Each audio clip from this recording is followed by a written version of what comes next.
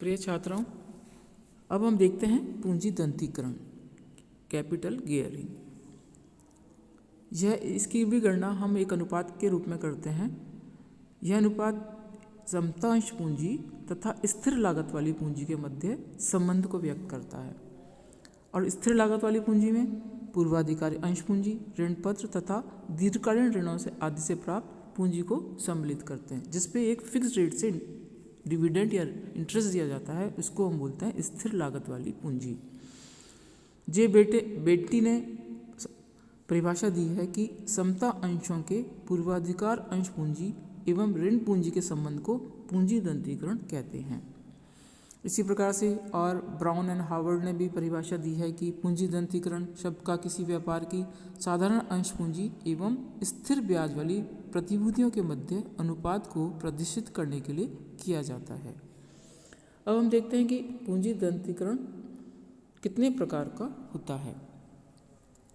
ये भी उसी प्रकार से उच्च दंतीकरण और निम्न दंतीकरण होता है, जैसा कि हमने समता पर व्यापार देखा था।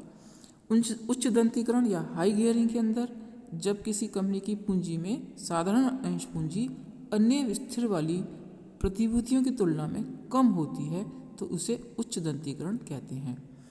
उच्च दंतीकरण की स्थिति में दंती अनुपात कम होता है। माना कि एक संस्था की कुल पूंजी 1 लाख रुपए है, जिसमें साधारण अंश 25,000, पूर्वाधिकार अंश 25,000 और ऋण पूंजी 50,000 है। तो यहाँ दंती अनुपात क्या होगा? 25,000:75,000 अर्थात 1:3। तो ये क्या स्थिति होगी? उच्च दंतीकरण की स्थिति होगी। और निम्न दंतीकरण में उच्च दंतीकरण की विपरीत स्थिति होती है। निम्न दंतीकरण में साधारण अंश पूंजी का अनुपात स्थायी लागत वाली पूंजी की तुलना में अधिक होता है। निम्न दंतीकरण की स्थिति में दंती अनुपात बढ़ जाता है। माना कि किसी संस्था में साधारण अंश पूंजी 50,000 है, पूर्वाधिकार अंश पूंजी 12,500 है, ऋण पत्र 12,500 है। तो ऐसी स्थिति में यह निम्न दंतीकरण की स्थिति होगी और यहाँ दंती अनुपात होगा 50,000:25,000 अर्थात 2:1। अब हम देखते हैं कि पूंजी दंतीकरण या गियरिंग की कार्यविधि क्या होती है। इसके अंदर पूंजी दंतीकरण की तुलना एक मोटर कार जो होती है उसके गियर बॉक्स से की गई है। जिस प्रकार से मोटर कार की गति पर किस प्रकार से नियंत्रण रखा जाता है, उसका उचित गियर का प्रयोग करके, ठीक उसी प्रकार से संस्था की वित्तीय स्थिति सुदृढ़ करने के लिए पूंजी का उचित दंतीकरण होना आवश्यक है।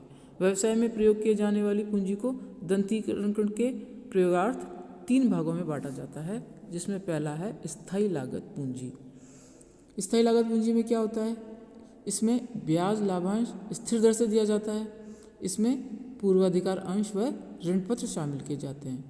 ये स्थायी लागत पूंजी क्या कहलाती है? यह वह पूंजी होती है जिस पर कि ब्याज और लाभांश स्थिर दर से दिया जाता है। और परिवर्तनशील लागत वह जिसमें साधारण अंश को सम्मिलित किया जाता है, जिसकी लागत अनिश्चित तथा परिवर्तनशील होती रहती है। साधारण अंशों पर लाभांश की मात्रा संचालकों की नीति तथा कुल आय में से स्थायी लागत पूंजी के प्रतिफल को घटा देने पर शेष बची राशि पर निर्भर करती है। इसके बाद है बिना लागत वाली पूंजी।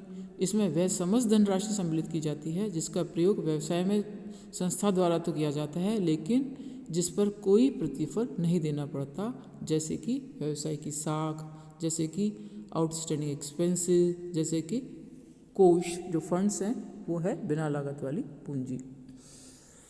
इसका हम एक एग्जाम्पल देखेंगे। ये एग्जाम्पल है ए लिमिटेड द्वारा कुल 9 लाख रुपए की पूंजी का विनियोजन किया जाना है, जो कि निम्न 4 विकल्पों में से किसी से भी प्राप्त की जा सकती है। ये विकल्प दे रखे हैं फर्स्ट, सेकंड, थर्ड और फोर्थ। इसमें फर्स्ट विकल्प में ऑर्डिनरी शेयर्स 3 लाख के हैं, प्रेफरेंस शेयर, डिबेंचर्स, ये सब दिए हुए हैं आपको 4 इसमें। और नीचे कहा गया है कि कंपनी को कर पूर्व लाभ जो ऋण पत्रों पर देय ब्याज से पूर्व हैं 1,60,000 होता है। निगम कर की दर 50% है तथा कंपनी द्वारा लाभों को रोक नहीं रखा जाता है। कंपनी के उपलब्ध विभिन्न विकल्पों द्वारा दंतीकरण प्रभाव को स्पष्ट कीजिए। ये देखिए अब इसी प्रकार से हम एक टेबल बनाएंगे जिसमें हमने सबसे पहले लिखा अर्निंग्स, हमें बताया गया है कि 1,60,000 चारों वर्ष में हुआ है। अब इसमें डिबेंचर इंटरेस्ट नहीं घटा हुआ है तो हम डिबेंचर इंटरेस्ट घटाएंगे, क्योंकि पहले कंडीशन में 10% डिबेंचर्स हैं 4 लाख के तो 40,000, दूसरी स्थिति में 2 लाख के डिबेंचर्स हैं तो 20,000, और तीसरी और चौथी स्थिति में डिबेंचर्स नहीं हैं। तो ये हमने 1,60,000 में से 40,000 के ये डिबेंचर्स माइनस कर दिए हैं, तो ये बचा प्रॉफिट, प्री टैक्स प्रॉफिट जिसे बोलेंगे 1,20,000, 1,40,000, 1,60,000 और 1,60,000। ये चारों प्रॉफिट हमने लिख दिए चारों साल के। अब 50% की दर से टैक्स लगाया है तो इसमें 60,000, 70,000, 80,000, ये 1,20,000 का 50% 60,000 हुआ, 1,40,000 का 50% 70,000। इस प्रकार से हमने टैक्स लगा दिया और ये प्रॉफिट आफ्टर टैक्स आए 60,000, 70,000, 80,000 और 80,000। इसके पश्चात प्रेफरेंस डिविडेंड जो देना है, प्रेफरेंस डिविडेंड की रेट है 6%, जो पहले साल में है 2 लाख के तो 12,000, दूसरे साल में है 3 लाख के तो 18,000, और चौथे साल में है 3 लाख के तो 18,000, और तीसरे साल में 3 लाख के हैं 18,000, चौथे साल में नहीं है। तो ये ऑर्डनरी, ये जो डिविडेंड 48,000 के प्रॉफिट बचे ऑर्डनरी शेयर्स के लिए, दूसरी कंडीशन में 52,000 की, तीसरी कंडीशन में 62,000 की और चौथी कंडीशन में 80,000 की। तो ऑर्डिनरी शेयर्स डिविडेंड रेट क्या होगी, ये 16%, ये देखिए ये आई है 16%, दूसरे में 13%, चौथे में 10.33% और 8.89%। ये हमने निकाली किस प्रकार से, 48,000 और डिवाइडेड बाई 1,60,000। ये देखिए 1,60,000 तो अर्निंग्स है, कितने हैं इसमें अर्निंग शेयर्स 3 लाख के थे क्वेश्चन में, देखिए ऊपर 3 लाख के। तो ये प्रॉफिट जो 48,000 डिवाइडेड बाई 3 लाख इंटू 100, तो ये आ गया 16%। इसी प्रकार से दूसरे साल में थे 4 लाख के तो 52,000 डिवाइडेड बाई 4 लाख इंटू 100, तो इस प्रकार से हमने सारे परसेंट निकाले। तो पहले साल में कितना आया 16%, दूसरे साल में 13.0%, तीसरे साल में 10.33% और चौथे साल में 8.89%। सबसे ज़्यादा फर्स्ट ईयर में रहा है। तो ये क्या शो करती है, ये टेबल क्या शो करती है, ये टेबल शो करती है कि समता अंशधारियों अथवा साधारण अंशधारियों को दिए गए लाभांश की दर को हम जब देखते हैं तो दंती अनुपात बढ़ता है तो समता अंशों की लाभांश दर घटती है, तथा दंती अनुपात कम होने पर बढ़ती है, तथा अपोजिट इसके अंदर रहता है। तो उच्च दंतीकरण या निम्न दंती अनुपात की स्थिति में समता अंशों पर लाभांश दर ऊंची रहेगी, तथा निम्न दंतीकरण या उच्च दंती अनुपात की स्थिति में समता अंशों पर लाभांश की दर अधिक होगी। उच्च दंतीकरण यानी क्या, अभी मैंने आपको समझाया था कि उच्च दंतीकरण से क्या आशय है। उच्च दंतीकरण से आशय है कि जिस कंपनी की पूंजी में साधारण अंश पूंजी तो अन्य स्थिर ब्याज वाली पूंजी की तुलना में कम होती है तो उसे उच्च दंतीकरण कहते हैं।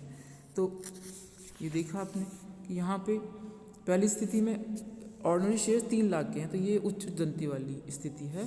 तो इसी वजह से जब कम है तो ये इसका जो ऑर्डिनरी शेयर्स पर डिविडेंड रेट ज़्यादा है। इस प्रकार से हमने ये देखा कि किस कैलकुलेट किस प्रकार से किया जाता है।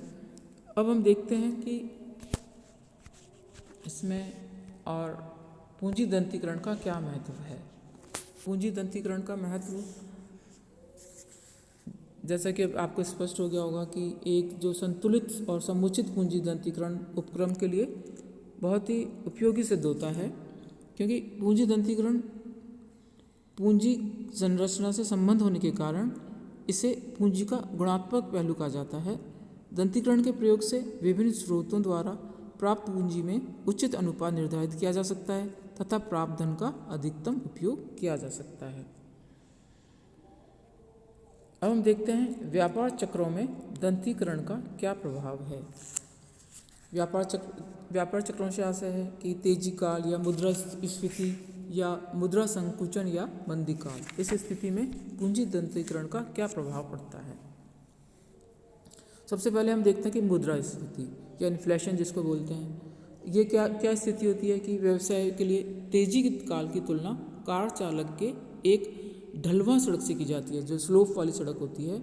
जिस प्रकार ढलान होने पर सड़क पर कार चालक बिना पेट्रोल के गाड़ी तेज़ी से दौड़ा सकता है, उच्च गियर पर गाड़ी रख सकता है, ठीक उसी प्रकार से तेजी काल में व्यवसायी उच्च पूंजी गियरिंग या दंतीकरण का प्रयोग करके साधारण अंशधारियों के प्रत्यय में वृद्धि कर सकता है। तेजी काल में स्थायी लागत वाली पूंजी का अधिक प्रयोग करता है, क्योंकि उस काल में लाभ अधिक होते हैं और इस काल में ऋण पत्रों पर ब्याज, पूर्वाधिकार अंशों पर लाभांश देने के पश्चात भी आय अधिक होने के कारण पर्याप्त लाभ शेष रह जाते हैं और इससे साधारण अंशधारियों को अधिक लाभ होता है। और मुद्रा संकुचन की स्थिति में या मंदी काल की स्थिति में इसके विपरीत होता है। उस स्थिति में क्योंकि चढ़ाई की स्थिति कह सकते हैं कि चढ़ाई की स्थिति आ गई है, तो कार चालक को चढ़ाई में कार को निम्न गियर में डालकर धीरे धीरे चढ़ाई का रास्ता पार करना होता है।